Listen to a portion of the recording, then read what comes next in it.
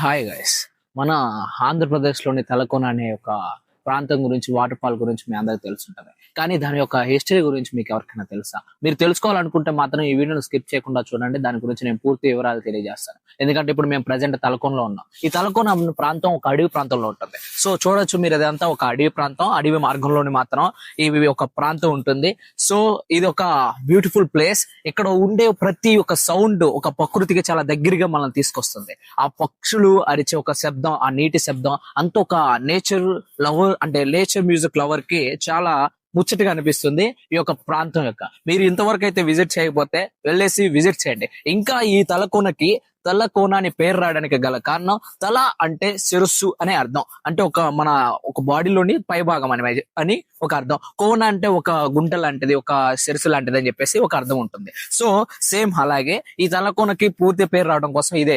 అంతకు ముందు దీని హిస్టరీ తెలుసుకుంటే కొన్ని సంవత్సరాల క్రితం, సంవత్సరాల కిందట ఏమన్నా ఒక ఋషులు ఉంటారు కదా, ఋషులందరూ ఇక్కడ ధ్యానం చేసేవారని చెప్పేసి, ఇంకా ఈ యొక్క ప్రాంతం శివునికి ఒక ప్రసిద్ధి చెందిన ఒక మంచి ప్రాంతం అని చెప్పేసి అని చరిత్రలో రాయబడి ఉంది. సో చరిత్రకి ఇది చాలా ముఖ్యమైన. తలకోన అనేది శేషాచలం అడవిలోని ఒక అడవి ప్రాంతంలో, మన తిరుపతికి చాలా సమీపంలో దగ్గర ప్రాంతంలో ఉంది. ఈ తలకోన యొక్క వాటర్ ఫాల్ యొక్క పూర్తి ఎత్తు 270 అడుగులు. అక్కడ నుంచి 270 అడుగుల ఎత్తులో నుంచి వచ్చిన వాటర్ ఇలా పారి ఈ విధంగా వెళ్తూ ఉంటుంది. ఈ తలకోనలోని ఈ వాటర్ ని ఎక్కువ పవిత్రంగా ఒక జలపాతంగా చాలా మంది వీక్షిస్తారు. ఎందుకంటే ఈ శేషాచలం అడవుల్లోని చాలా ఆయుర్వేదిక ఒక మూలాలతో ఈ వాటర్ కలిసి రావటం వల్ల వీటిని చాలా పవిత్రంగా ఈ జనాలు భావిస్తారు. తిరుమల శ్రీ వెంకటేశ్వర స్వామి ఆలయానికి వెళ్లే ముందు గాని, వెళ్ళొచ్చిన తర్వాత గానీ, శ్రీ వెంకటేశ్వర స్వామి ఆలయానికి వచ్చిన ప్రతి ఒక్కరు ఈ తలకోనకి రావటం మనం గమనించవచ్చు. అంత పవిత్రమైన తలకోన ఇది. అంతేకాకుండా ఈ తపస్సులు నేను ఇంతకు ముందు ఋషులు చేశారని చెప్పి, ఋషులు మునులు మాత్రమే ఈ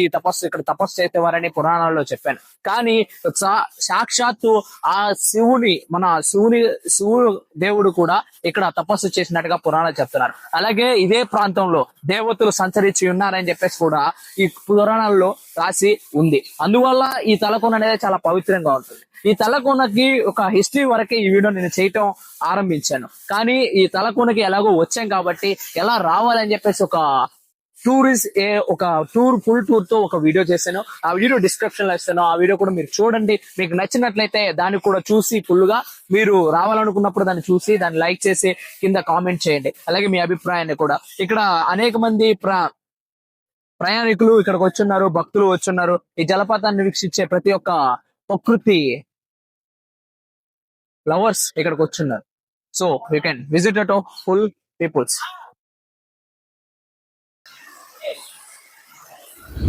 ఇదే తలకోనలో దీనికి సమీపంలో సిద్ధేశ్వర స్వామి ఆలయం కూడా ఉంది. ఈ సిద్ధేశ్వర స్వామి ఆలయానికి ప్రత్యేకత ఏంటంటే, శివరాత్రి రోజు ఈ యొక్క సిద్ధేశ్వర స్వామిని ఘనంగా పూజించడం ఇక్కడ ప్రజలు చేస్తారు. అలాగే ఇక్కడికి వచ్చిన ప్రతి ఒక్కరూ ఆ స్వామి యొక్క ఆలయాన్ని కూడా విజిట్ చేసి అక్కడ ఆయన ఆశీర్వాదాలు తీసుకొని తర్వాత తలకోన వాటర్ ఫాల్స్ అనేది అత్యంత ఎత్తులో నుంచి పడటం వల్ల, 270 అడుగుల ఎత్తులో నుంచి పడటం వల్ల ఫ్యామిలీతో వచ్చిన వారు ఇక్కడ స్నానం ఆచరించడానికి చాలా ప్రమాదంగా భావించిన వాళ్ళు ఈ కొనువులో ఉన్నాయి. ఈ వాటర్ వెళ్ళే మార్గంలో ఇక్కడ చాలా ఫ్యామిలీలతో వచ్చిన ప్రతి ఒక్క జనాలు ఇక్కడ మునగటం మనం గమనించవచ్చు. సో మీరు కూడా ఫ్యామిలీతో వచ్చినట్లయితే ఒకవేళ అక్కడికి వెళ్ళేసి చూసేసి ఆ తర్వాత ఇక్కడికి వచ్చి మీరు స్నానం ఆచరించవచ్చని నేను మీకు తెలియజేయాలని అనుకుంటున్నాను. చూడండి గైస్, ఈ యొక్క ఏనుగు తల ఇక్కడ ఉంచడానికి గల కారణం ఏంటో మీకు తెలుసా? నాకైతే ఈ ఏనుగు తలని ఇక్కడ ఉంచడానికి కారణం ఈ వాటర్ ద్వారా ఒక వాటర్ ఫాల్ లాంటిది క్రియేట్ చేయడం కోసం ఉంచారని నేను అనుకుంటున్నాను. ఇది నా భావన మాత్రం, ఇది వాస్తవం అయితే కాదు. మీకు ఒకవేళ దీన్ని ఉంచడానికి నిజమైన కారణం తెలుసుంటే దాన్ని మీరు కింద కామెంట్ చేయండి, నేను కూడా తెలుసుకుంటాను. బైక్స్, కార్స్, ఏదైనా మీరు వెహికల్ లో వచ్చినట్లయితే ఇదే ఒక లాస్ట్ స్పాట్ అండి, పార్కింగ్ ఇక్కడే. ఇక్కడ నుంచి మీరు నడక మార్గం ద్వారానే తలకొనకు అనే వాటర్ డ్రాప్ అయ్యే ప్లేస్ మీరు వెళ్ళగలుగుతారు. సో ప్రయాణిద్దాం ఇంకా ఈ వీడియోలో మనకి సిద్ధేశ్వర స్వామి ఆలయం గురించి చూపించాలి. సిద్ధేశ్వర స్వామి ఆలయాన్ని నేను ఈ వీడియోలో చూపించే ప్రయత్నం చేస్తాను. అలాగే ఈ యొక్క తలకోనలో పూర్వకాలంలో, అంటే కొన్ని వేల సంవత్సరాల కిందట రాజుల కాలంలో కూడా ఈ అడవి అలాగే ఉంది, గిరిజనుల కాలంలో కూడా అలాగే ఉంది, ఇప్పుడు మన కోసం మనం యూజ్ చేసే కాలంలో కూడా ఇప్పుడు అలాగే ఈ వీడియో ఉంది. నేను చెప్పాలనుకుంటున్నా అదేంటంటే, ఇక్కడికి పూర్తిగా రావడానికి ఎంత ఖర్చు అవుతుంది ఏంటని చెప్పేసి.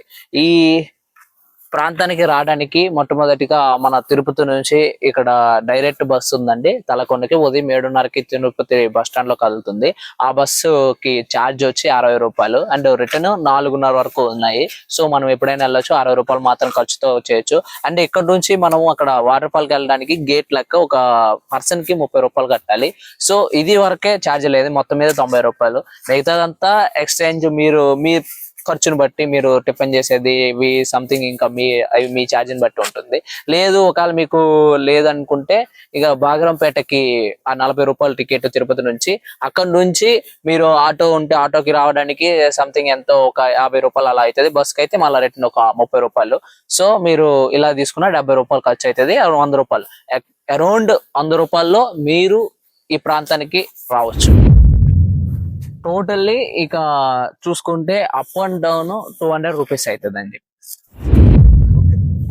ఫుడ్ అండి, ఇక్కడికి వచ్చిన ప్రతి ఒక్కరికి ఇక్కడ ఫుడ్ సౌకర్యం సరిగా ఉండదు. ఒకవేళ మీరు తెచ్చుకోవాలనుకుంటే బయట నుంచి మీరు తెచ్చుకునే దానికి ఎక్కువ శాతం ప్రిఫర్ చేయండి, అదే ప్రిపేర్ చేయండి. లేకపోతే మీరు ఇక్కడికి వచ్చాక ఇక్కడ వేరే వాళ్ళు ఉన్నారు, ఇక్కడ వాళ్ళు చెప్పారంటే మీరు ఇక్కడ వచ్చేటప్పటికి మీరు ఇక్కడ వాళ్ళు వేరే వాళ్ళు ఉన్నారు, వాళ్ళకి మీరు ఆర్డర్ ఇచ్చి వెళ్ళారంటే వాళ్ళు రాగానే మిమ్మల్ని అడుగుతారు, వాళ్ళే అడుగుతారు. వాళ్ళు రాగానే మీరు అడిగాక వాళ్ళు ఆర్డర్ ఇచ్చారంటే వాళ్ళు చేస్తారు, కొంచెం రేట్ ఎక్కువ ఉంటది. బట్ మీరు ఏదైనా బయట నుంచి ఫుడ్ ఐటమ్ తీసుకెళ్లి నేను తలకోన అక్కడ వాటర్ ఫాల్ చూస్తూ తింటాను, అక్కడే కోతులు ఇస్తానంటే కుదరదు. కోతులు అక్కడి నుంచి అక్కడ లాక్కొని వెళ్తాయి. వెరీ డేంజర్ ఉన్నాయి కోతులు మాత్రం, సో జాగ్రత్త. ఈ చెట్టు చూడండి ఎంత పెద్దగా ఉందో.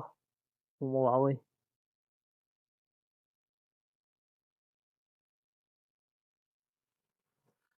వెళ్ళు.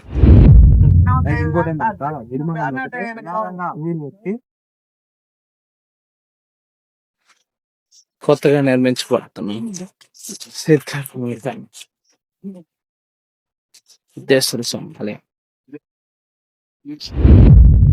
ఇండియాలోని ప్రాచీన కాలంలోని ఒక ప్రాచీన ప్రాంతమైన ఈ తలకోన యొక్క హిస్టరీ ఇదే.